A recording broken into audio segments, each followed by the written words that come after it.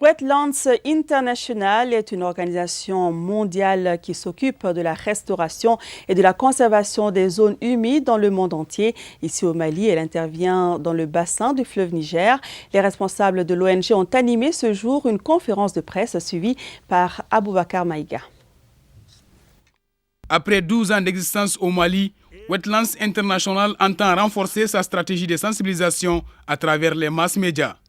Les effets du changement climatique dans les deltas intérieurs du fleuve Niger et la dégradation des zones humides inquiètent l'institution internationale. Raison pour laquelle nous sommes déplacés de Dakar à Bamako, organiser cet atelier d'échange pour que les médias puissent poser toutes les questions et que nous puissions apporter toutes les réponses à nos actions sur le terrain. Si Wetlands International œuvre pour la restauration et la protection des zones humides au Mali, l'ONG est également la seule à posséder les informations fiables sur l'évolution du delta.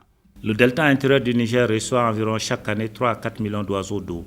Nous fournissons l'information scientifique à plusieurs conventions, surtout par rapport au delta, par rapport à la convention de Ramsar, la convention sur la biodiversité, la convention sur les changements climatiques. Wetlands International est financée par plus de 1000 partenaires à travers le monde. Elle entretient de bons rapports avec les gouvernements maliens et raison d'une réputation exemplaire sur la scène nationale. Grâce aux résultats de ces études menées en 2004, le delta intérieur du Niger est classé patrimoine international du Ramsar, delta qui n'est pas encore épargné des dangers. Si j'avais un message fort à lancer, vraiment ce serait de prendre le delta intérieur du Niger comme tel dans tous les grands programmes de développement. Parce que c'est un écosystème clé pour le Mali.